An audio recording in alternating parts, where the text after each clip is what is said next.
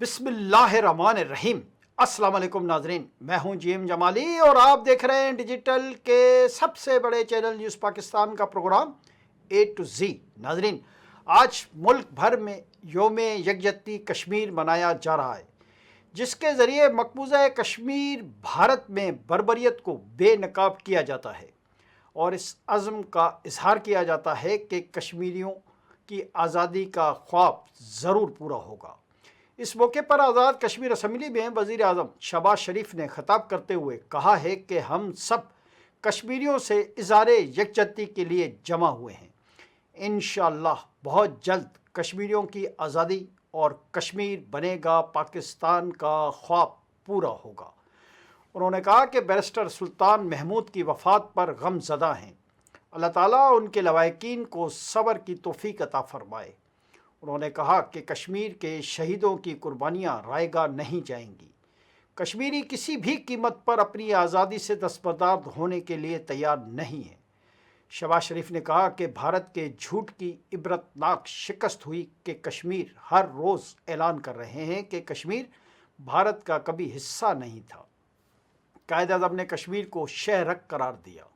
اقوام متحدہ کی قراردادوں کے مطابق کشمیریوں کی حق خود ارادیت کی قرارداد تسلیم کرنے کے علاوہ بھارت کے پاس کوئی دوسرا راستہ نہیں بچا۔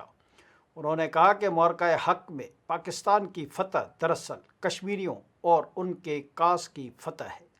معرکہ حق میں ذلت آمیز شکست کے بعد بھارت اپنی پراکسیز کے ذریعے پاکستان میں دہشت گردی کروا رہا ہے۔ جب تک بھارت اپنی توسیع پسندانہ مذموم عزائم کا خاتمہ نہیں کرتا، اس وقت تک اسے بھرپور جواب ملتا رہے گا۔ بھارت جس زبان میں بھی بات کرے گا، اس کو اسی زبان میں پاکستان کبھی نہ بھولنے والا جواب دے گا۔ فلسطین اور جموں کشمیر پر پاکستان کا موقف انتہائی واضح ہے۔ ہم کشمیریوں کے ساتھ بھرپور تعاون کرتے رہیں گے۔ انہوں نے کہا کہ مہاجر کشمیریوں کا معاوضہ بڑھا کر 6,000 روپے کیا جا رہا ہے۔ مسلسل محنت سے کشمیر کی تعمیر و ترقی کے اہداف حاصل کر رہے ہیں۔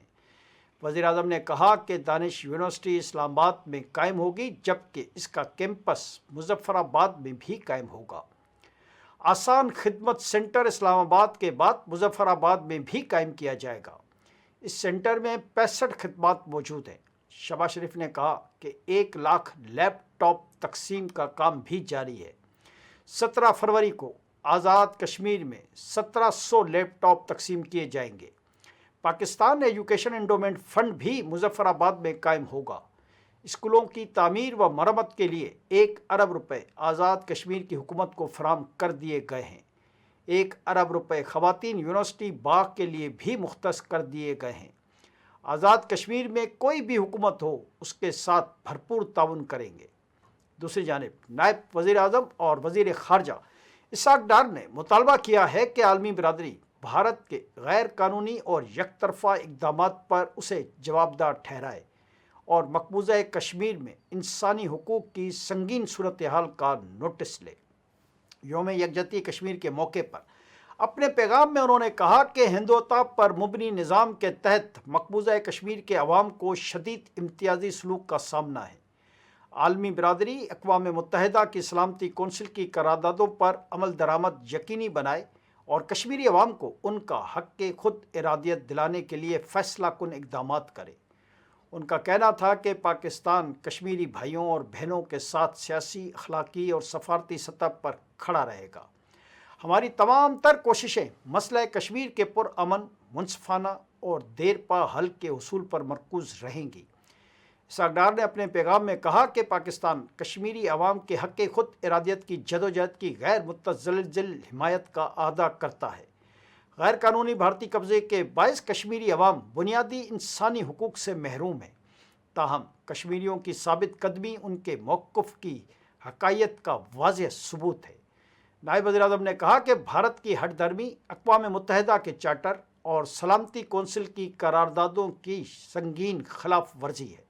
جی ناظرین، دریں اثنا انٹر سروسز پبلک ریلیشنز یعنی ISPR کی جانب سے کہا گیا ہے کہ سیکیورٹی فورسز نے بلوچستان میں آپریشن رد الفتنہ 1 کامیابی سے مکمل کر لیا ہے۔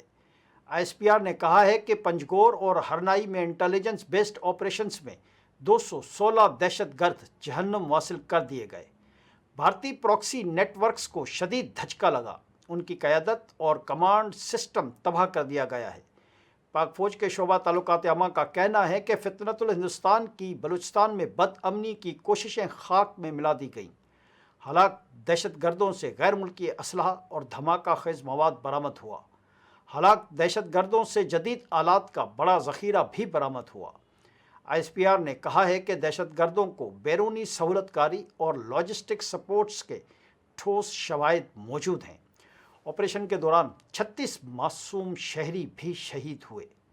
مادر وطن کے دفاع میں 22 بہادر جوانوں نے جام شہادت نوش کیا۔ ISPR کے مطابق شہداء کی قربانیوں کو سلام، قوم اہل خانہ کے شانہ بشانہ کھڑی ہے۔ دہشت گردی کے مکمل خاتمے تک کارروائیاں جاری رہیں گی۔ جی ناظرین، دوسری طرف بین الاقوامی امور میں بھی اہم خبر ہے کہ ایران امریکہ مذاکرات کی تعطلی سے متعلق تمام قیاس آرائیاں دم توڑ گئیں۔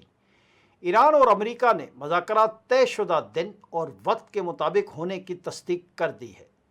ایرانی وزیر خارجہ عباس عراقچی نے سوشل میڈیا پر جاری پیغام میں تصدیق کی ہے کہ امریکہ کے ساتھ جوہری مذاکرات جمعے کی صبح 10 بجے مسقط میں ہوں گے۔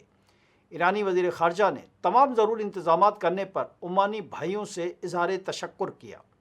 دریں اثنا 2 سینئر امریکی عہدیداروں نے بھی امریکی میڈیا سے گفتگو میں مذاکرات عمان میں ہونے کی تصدیق کر دی۔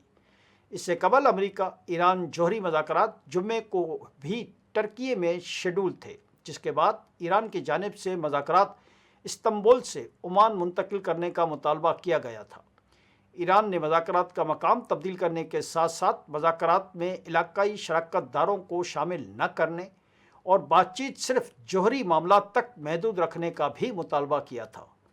تاہم ان مطالبات کو تسلیم یا رد کیے جانے سے متعلق فی الحال کوئی تفصیلات سامنے نہیں آ سکی ہیں۔